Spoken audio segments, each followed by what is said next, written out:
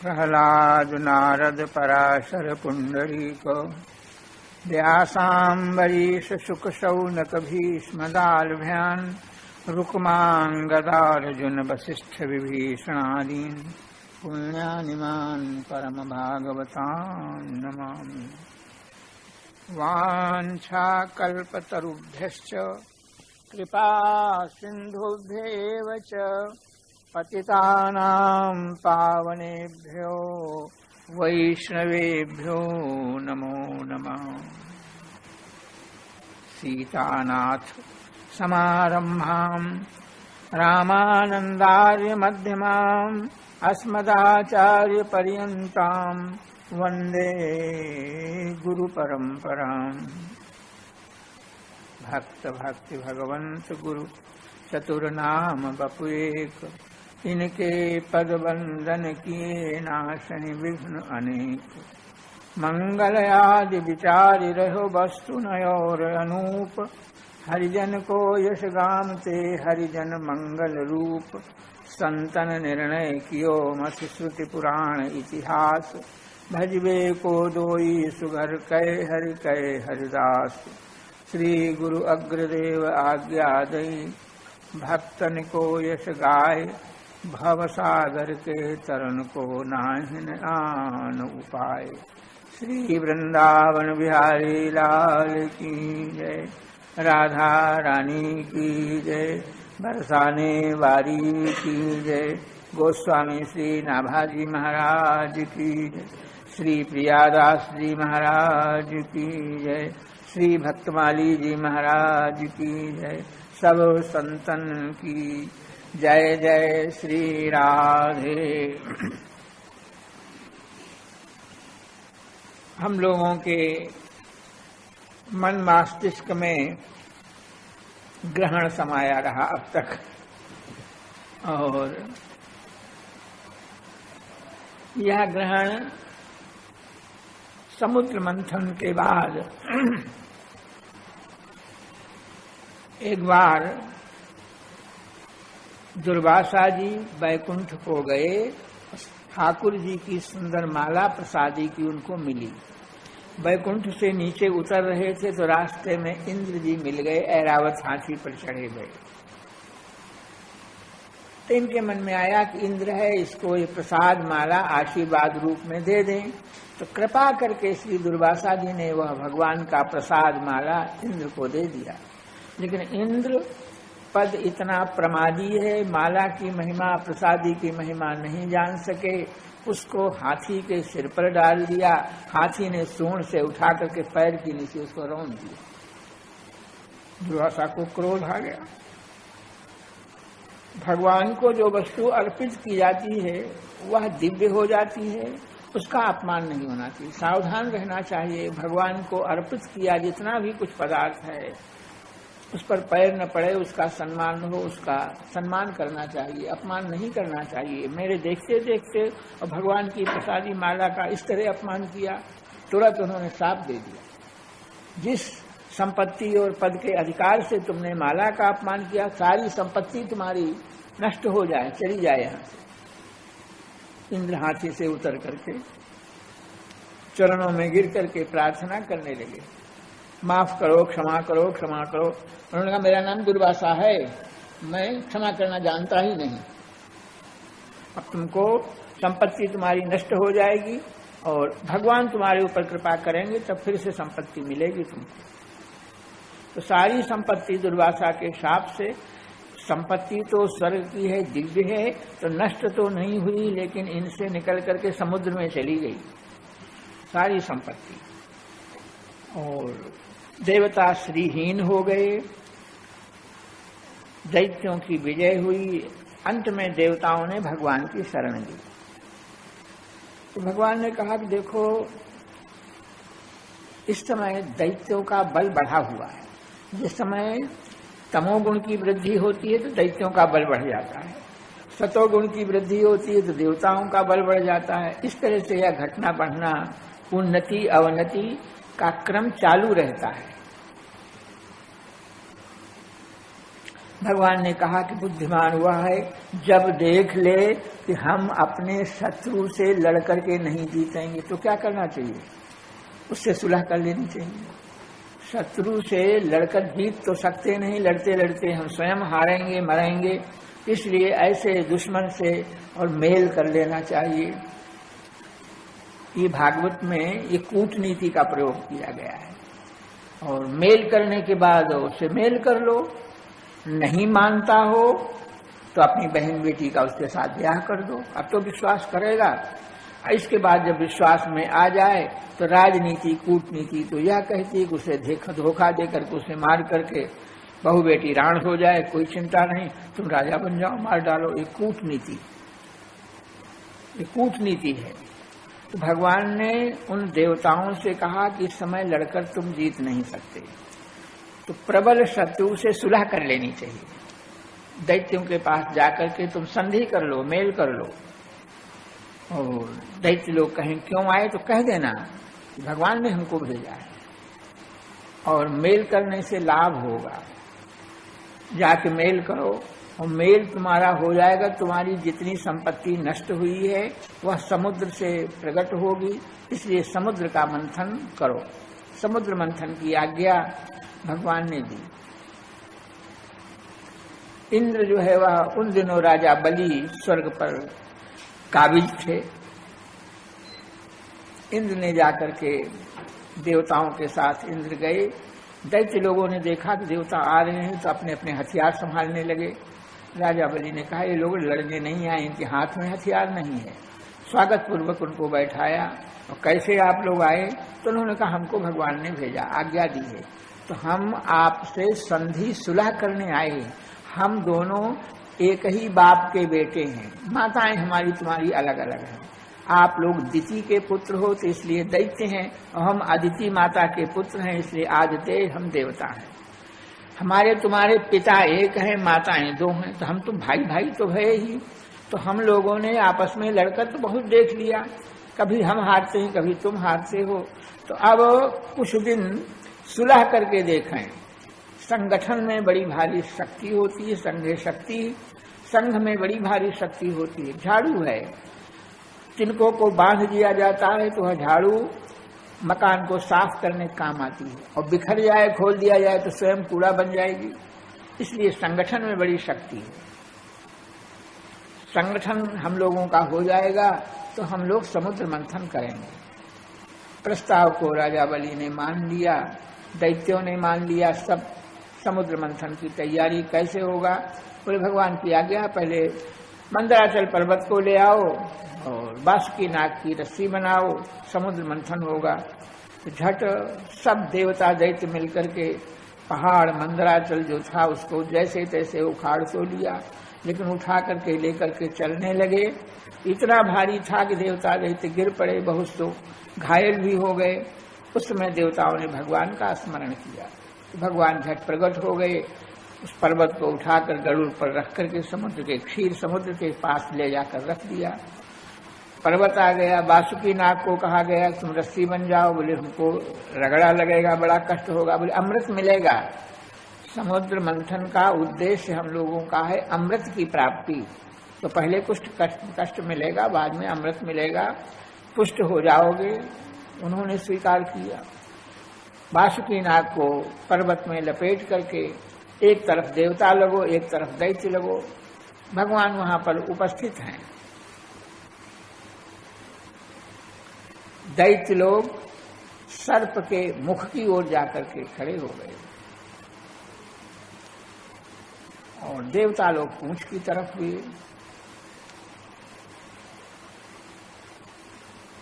अहंकार के मारे हम सांप की पूंछ क्यों पकड़े, हम कोई वेद पाठ में कम नहीं है, यज्ञ करने में कम नहीं है, सब प्रकार से हम देवताओं से श्रेष्ठ हैं। दैत्यों की मान्यता है, दैत्यों से बलवान हैं, यज्ञ करने में वेद पाठ करने में सबसे हम श्रेष्ठ हैं, इसलिए हम पूंछ की ओर नहीं लगेंगे, मुख की ओर लगे।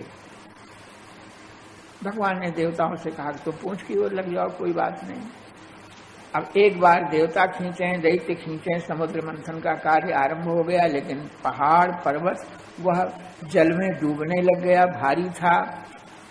कैसे मंथन क्रिया हो?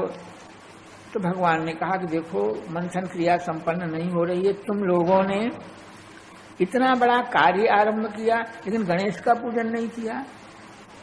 ये गणेश का विघ्न है। भगवान सब देवी देवताओं की प्रतिष्ठा करते हैं।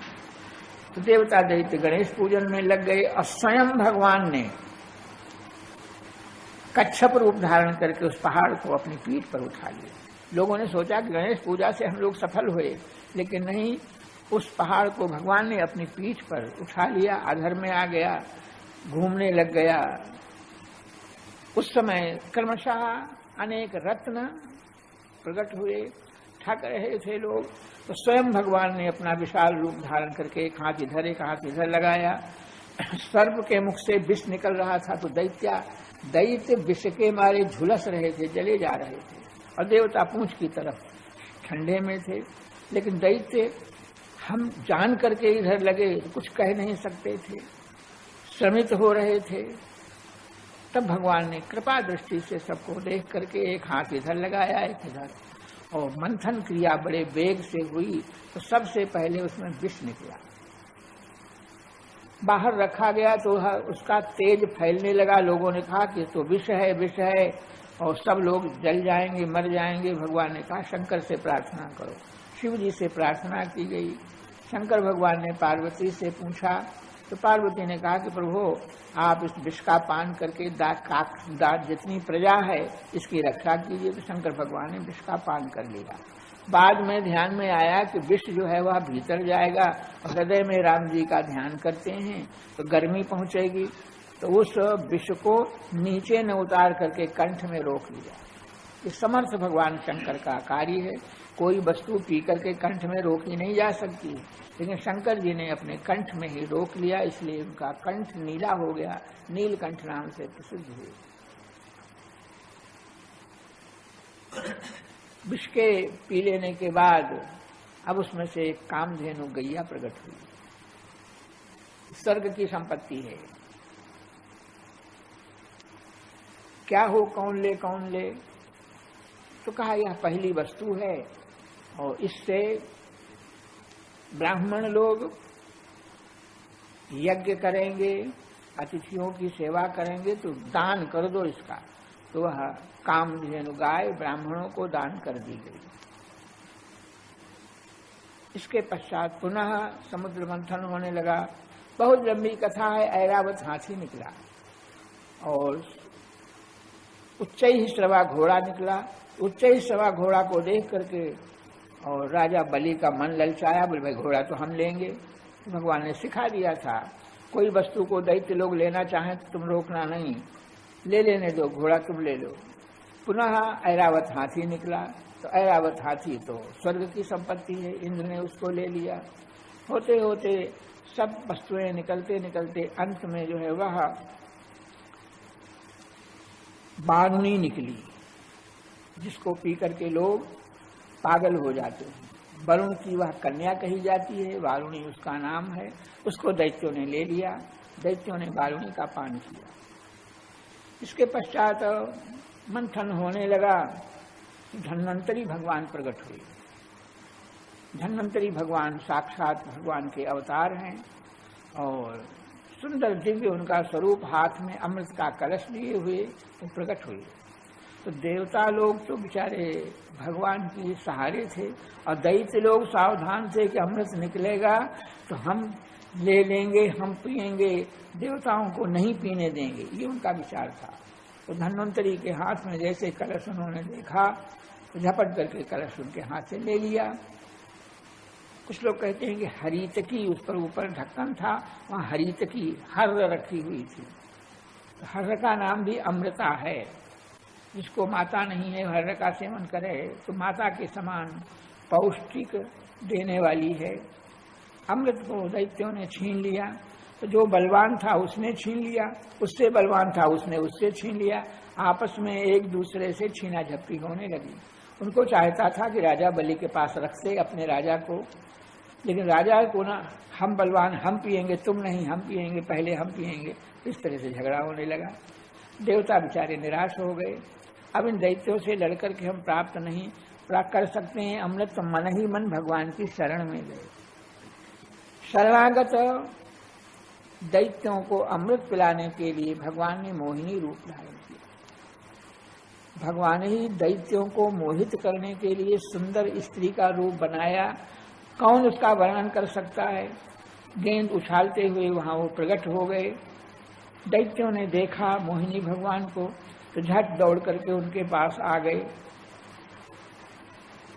और बोले, महादेवी देखो, यह अमृत कलश है, इसको प्राप्त करने में देवता और दैत्य हम लोगों ने बराबर बराबर परिश्रम किया है, इसलिए आप उसको अपने हाथ में लेकर के सबको पिला दो, बराबर बराबर सबको पिला दो। भगवान मोहिनी, भगवान ने कहा, करे तुम कश्यप के लड़के होकर के, पढ़े लिखे विद्वान होकर के, अब मुझे स्त्री का विश्वास करते हो। मैं तो स्त्री हूँ, मैं किसी एक की नहीं हूँ, मैं तो उल्टा हूँ, आज यहाँ कल वहाँ। तो जो बुद्धिमान लोग होते हैं, जिस स्त्री के गांव का पता न हो, घर का पता न हो, कुल का पता न हो, ऐसी स्त्री का विश्वास नहीं करते हैं। तुम लोग मेरा विश्वास मत करो। लेकिन वह मोहिनी भगवान को देख करके मोहित हो चुके थे। उनका नहीं, हमको अच्छी तरह विश्वास है। भगवान ने कलश ले लिया और देखो, तुम लोग पसीने से लथपथ हो रहे हो, अमृत पान करना, सबसे पहले स्नान करो, नए वस्त्र पहनो, पंक्ति लगा करके बैठो, और एक पंक्ति में से उठ करके दूसरी पंक्ति में कोई नहीं आएगा। एक पंक्ति में देवता बैठे, एक पंक्ति में दैत्य बैठे, सब लोग बैठ गए और भगवान ने अमृत पिलाना शुरू किया। भगवान को अभीष्ट था देवताओं को अमृत पिलाना, दैत्यों को नहीं, क्योंकि दैत्य स्वयं तमोगुणी है। अमृत पान करके इनका तमोगुण और अधिक बढ़ जाएगा, तो तमोगुण की वृद्धि भगवान नहीं चाहते थे, सात्विकता की वृद्धि चाहते थे। इसलिए दैत्यों की ओर बार बार देख लेते थे, तो देखने से वो लोग मोहित हो जाते थे। देवताओं को अमृत पिला रही है, लेकिन हमारी ओर देख रही है, इसलिए हमको चाहती है, किसी तरह से इसको प्रसन्न रखो जिससे हमारे पास रही आवे देवी। इसलिए और भगवान दैत्यों को मोहित करते हुए देवताओं को पिलाते पिलाते, एक दैत्य था जिसका नाम था राहु।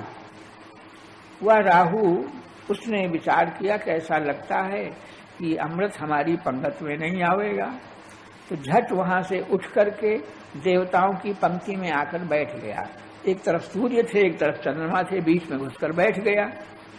तो भगवान ने पंक्ति भेद नहीं किया, उसको भी अमृत पिला दिया। अगल बगल बैठे हुए देवता, सूर्य, चंद्रमा ने शिकायत की, अरे आपने इसको अमृत पिला दिया, ये तो उस पंगत से उठ करके आया है, ये तो दैत्य है।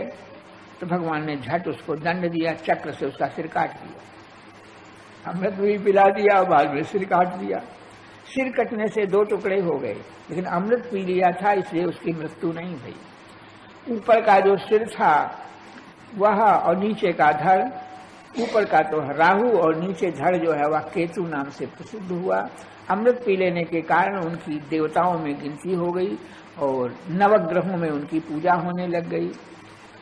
यह उस समय राहु जो है वह सूर्य और चंद्रमा से इसने द्वेष किया, तो आकाश में इनकी चाल है सबकी, तो अपनी चाल से यह सूर्य और चंद्रमा को पीड़ित करता है राहु। वर्तमान के वैज्ञानिक लोग, गणितज्ञ लोग गणित लगा करके पृथ्वी की या किसी ग्रह की छाया पड़ती है, उसी को लोग ग्रहण कहते हैं। लेकिन पौराणिक कथा हमारी जो है वह इस प्रकार की है, और उस ग्रहण पर्व में शुभ मुहूर्त माना जाता है और पूर्ण काल होता है, स्नान करते हैं। ये सब पुराण की कथा के अनुसार ग्रहण का महत्व होता है। लोक में ग्रहण का सम्मान है, लेकिन वृंदावन का ग्रहण कुछ दूसरी तरह का है। वृंदावन में भगवत रसिक जी महात्मा, उन्होंने वृंदावन के ग्रहण का वर्णन किया है। एक छोटा सा पद लिखा है उन्होंने, वो कहते हैं, और अब भी महाप्रभु हरिवंश जी के परिवार में ग्रहण की मान्यता बहुत कम। कुछ दिन पहले तो वह मंदिर खोले रहते थे, मंदिर भी नहीं बंद करते थे, लेकिन अब मंदिर बंद करने लग गए हैं, मंदिर बंद कर देते हैं।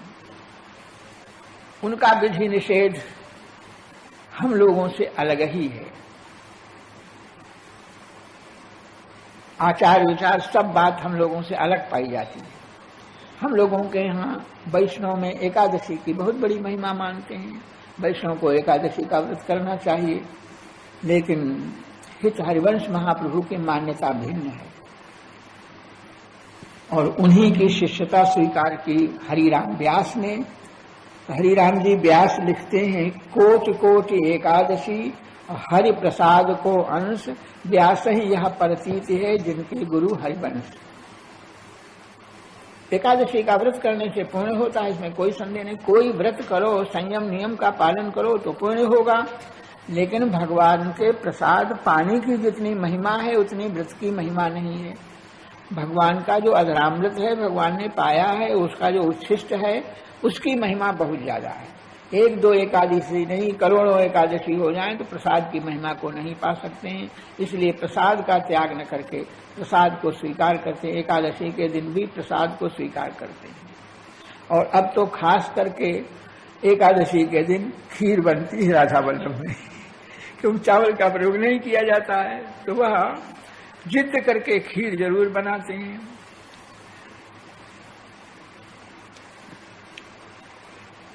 कुछ लोग अब एकादशी की भी महिमा मानते हैं, प्रसाद की महिमा मानते हैं, तो उनके लिए संकट पड़ जाता है।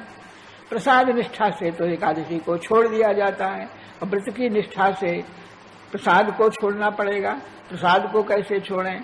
तो एक संत जगन्नाथपुरी में गए और प्रसाद सामने आया। जगन्नाथपुरी में एकादशी नहीं होती है, सब दिन भात भोग लगता है। एकादशी का व्रत वहां के लोग नहीं करते। तो संत के हाथ में भी भगवान का प्रसाद आ गया, और प्रसाद आ गया, एकादशी का दिन था, तो उनको दोनों की मान्यता रखनी थी। तो प्रसाद हाथ में आ गया तो झट वो खाए नहीं, प्रसाद की महिमा का गान करने लगे। प्रसाद की कैसी महिमा होती है, प्रसाद कितना उत्तम है, इसकी महिमा का गान करने लगे। और तब तक गान करते रहे जब तक एकादशी रही। द्वादशी आई तो उसको खा लिया। प्रसाद की महिमा, एकादशी की महिमा, दोनों का आदर किया। भगवान को प्रसाद लगाओ। एकादशी के दिन लोग फलाहारे लगा करके पाते हैं, वहां भी प्रसाद ही है। इस तरह से हरिवंश महाप्रभु की रसिकों की परंपरा में कुछ अपनी मान्यताएं उनकी भिन्न हैं, और वो सब ठीक हैं। तो भगवत रसिक जी ग्रहण को लिखते हैं। ग्रहण क्या होता है? वो कहते हैं, अपूर्व परो ग्रहण को जोग। अपूर्व ग्रहण का योग पड़ा। अपूर्व मन जैसा संसार में जैसा न दिखाई पड़े, लोगों को जिसका पता न हो, इस तरह का अपूर्व ब्रज वृंदावन में, निकुंज में अपूर्व ग्रहण का योग बना। यहाँ राहु चंद्रमा के ऊपर, सूर्य के ऊपर आक्रमण करता है, लेकिन यह वृंदावन का जो ग्रहण है, यहाँ क्या होता है? तो लिखते हैं कि चंदा झपट राहु को पकड़त। राहु काला है, भगवान श्याम सुंदर काले हैं, और किशोरी जी जो है वह गौरवर्ण की हैं। तो किशोरी चंदा को कहते हैं, वह चंद्रमा था, तो वह किशोरी झपट करके और श्री कृष्ण को पकड़ती हैं। श्री कृष्ण राहु के समान हैं, किशोरी जी चंद्रमा के समान हैं। चंदा झपट राहु को पकड़त और करत आपनो भोग। आपनो भोग से तात्पर्य माधुर्य रस में नायिका प्रधान होती है, नायिका को महत्व विशेष दिया जाता है। इसीलिए हरिवंश महाप्रभु के यहाँ माधुर्य प्रधान होने के कारण राधा चरण प्रधान सदैव अति सुदृढ़ उपासी। भगवान श्री कृष्ण के चरण की पूजा बाद में करते, राधा रानी के चरणों की पूजा पहले करते। और हर बात में, हर लीला में, हर समय भगवान श्री कृष्ण राधा रानी के चरणों में नतमस्तक हो रहे हैं, प्रार्थना कर रहे हैं, विनय कर रहे हैं। और श्री किशोरी जी महारानी स्वीकार कर रही हैं। यह रसिकों का भाव है। तो चंदा झपट राहु को पकड़त करत आपनो भोग, स्वयं अपना भोग करती है। नायिका प्रधान होने से, नायक प्रधान हो तो नायिका का भोग करें, लेकिन नहीं, नायिका ही प्रधान है तो नायिका और राहु को, कृष्ण को पकड़ करके अपना भोग करती है।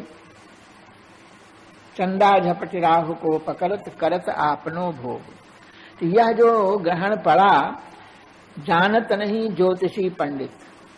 कोई भी ज्योतिषी पंडित ग्रहण की बात पूछो तो पत्रा देख करके आज से 1000 वर्ष पहले के का ग्रहण बता देगा कि अमुक तारीख को ग्रहण पड़ेगा। गणित की महिमा है। गणित से ज्योतिषी लोग चंद्र ग्रहण को, सूर्य ग्रहण को अब बता दें, आगे के ग्रहण को बता दें, सब कुछ गणित से सिद्ध हो जाता है। लेकिन यह वृंदावन का जो ग्रहण है तो जानत नहीं ज्योतिषी पंडित। ज्योतिषी लोग, पंडित लोग तो इसको जानते नहीं, उनको पता नहीं। और देखत नित्य उपासक लोग, श्रीधाम के निकुंज के नित्य उपासना करने वाले इसका दर्शन करते हैं। यह ग्रहण उनको दिखाई पड़ता है। भगवत रसिक मिथुन के जापक, चाहत नहीं वियोग। यह ग्रहण पड़ता है तो लोग भजन पाठ करते हैं, चंद्रमा का, सूर्य का कष्ट दूर हो जाए।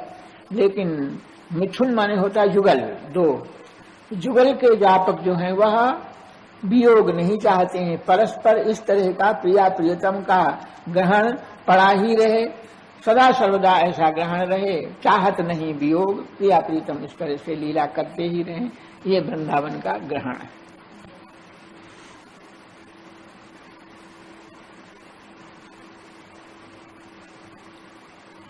श्री भक्तमाल की कथा इतनी लंबी है, इतनी ज्यादा है, न विस्तार करते बने न संक्षेप करते बने, तो लेकिन संक्षेप में ही थोड़ा सा समय है और जो कुछ कहा जाए उतने का ही लाभ है। उतने में ही कह करके संतुष्ट होना पड़ेगा, सुन करके संतुष्ट होना पड़ेगा, क्योंकि विस्तार तो बहुत ज्यादा है। और कितने लोग भक्तमाल ग्रंथ के ऊपर शोध ग्रंथ लिखने की इच्छा करते हैं और एक एक भक्त पर शोध करना चाहते हैं, लेकिन अभी तक वह संभव नहीं हुआ, क्योंकि क्षेत्र बहुत विस्तृत है। कौन भक्त कहाँ का जन्म हुआ, कहाँ का था, ये बहुत विस्तृत विषय है। इसलिए नाभाजी ने जो कुछ लिख दिया, उनका भक्तमाल, उसी को पढ़ करके लोग संतुष्ट रहते हैं। तो सिद्धांत जो भक्तमाल का है वह नाभाजी ने उसको लिख दिया, और उस नाभाजी के बाद में दूसरे दूसरे भक्तों ने भी, नाभाजी के बाद के जो भक्त हुए उनका चरित्र दूसरे दूसरे संतों ने लिखा। अवध बिहारी लाल कपूर नामक भक्त हुए, ब्रज के भक्त, रसिकाचार्य आदि कई ग्रंथ उन्होंने लिखे, बहुत अच्छे लिखे। लेकिन उनका वह गौड़ीय संप्रदाय के संतों का विशेष उत्कर्ष उनके लेख में पाया जाता है।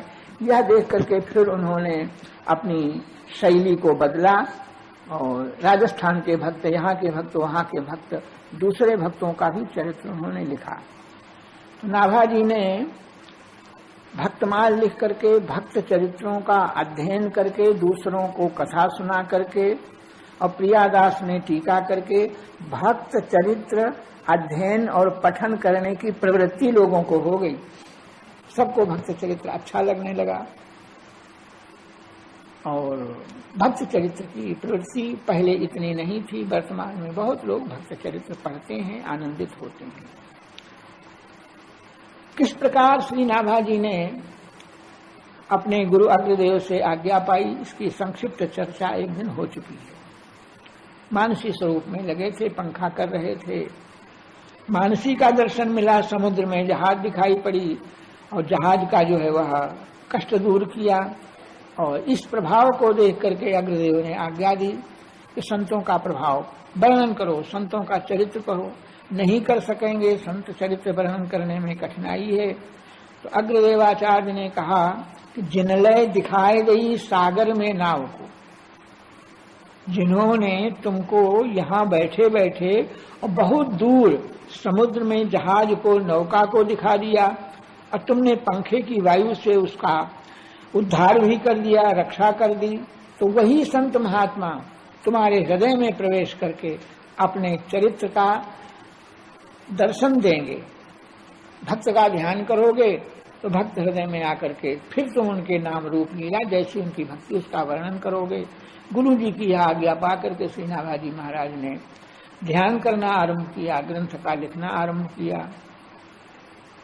प्रियादास ने 100 बरस बाद टीका की। टीका के प्रारंभ के 8 श्लोकों में भूमिका हुई और उसके बाद नाभाजी का ग्रंथ भक्त भक्ति भगवंत गुरु चतुर नाम बपुए इनके पद वंदन किए, इससे आरंभ होता। यह मंगलाचरण का सबसे पहला श्लोक है और बहुत व्याप्त हो गया है।